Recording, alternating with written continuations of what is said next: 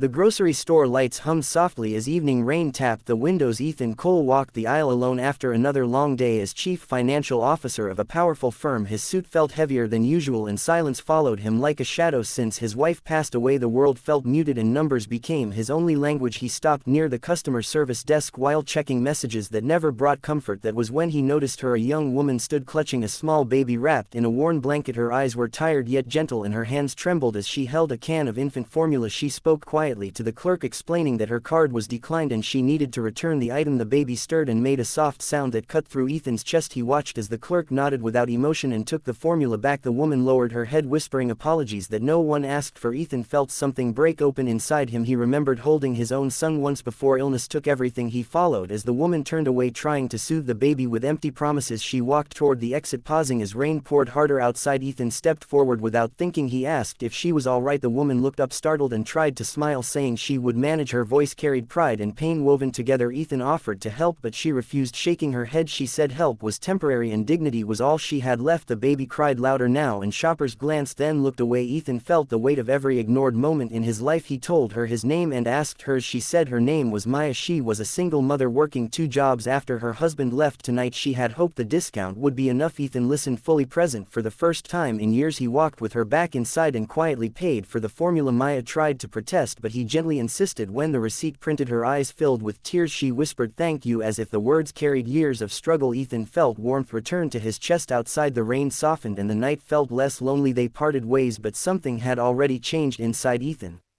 Days passed, but Ethan could not forget Maya's face or the sound of her baby. At work, meetings blurred together and profit charts felt hollow. He began thinking about the unseen lives behind numbers. On a late evening he returned to the same store, hoping to see her again. Instead he saw a notice about community assistance pinned crookedly. An idea sparked that felt risky yet right. Ethan began researching local shelters, childcare programs and food banks. He discovered gaps where help failed. People like Maya. Using his financial expertise he mapped solutions instead of margins. He arranged meetings with store managers and local leaders. He funded a pilot program that allowed emergency credits for parents. No publicity, no press, just quiet action. One night his phone rang and an unfamiliar number appeared. It was Maya. The store clerk had given her his card. After noticing Ethan's concern, she called to say the program helped her. That very day her baby slept peacefully for the first time in weeks. Ethan listened, smiling alone in his apartment. They began talking regularly, sharing small victories and fears. Maya spoke of dreams she once had to study nursing. Ethan shared his grief and the emptiness of success without meaning. Trust grew naturally without promises. Ethan offered mentorship, budgeting advice and connections. Maya accepted with cautious hope. She enrolled in night classes while balancing work and motherhood. Ethan rearranged his schedule to attend her presentations quietly. He never sat in front, always in the back. Watching her grow filled a space he thought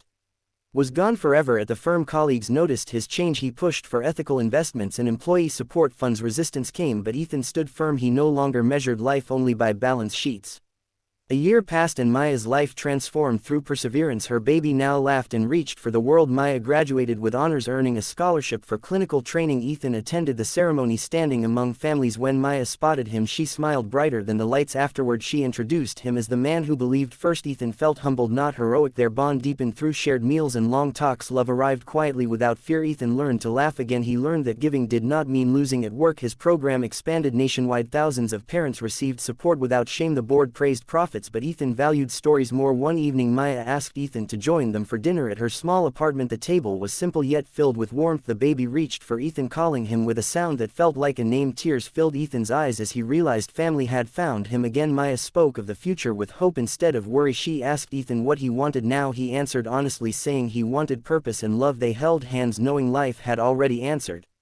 Years later, Ethan stood on a stage at a community center. He spoke not as a CFO but as a human being. He told the story of a rainy night and a returned can of formula. He said change begins when we truly see one another. In the crowd, Maya watched with pride, holding their child. The program continued to grow, funded by compassion and wisdom. Ethan stepped down and joined his family. The lonely man he once was felt distant and small. Every decision now carried faces, not figures. The grocery store still stood where it always had. Sometimes Ethan visited quietly, remembering that first moment he knew one simple act had rewritten his life. Kindness had given him everything.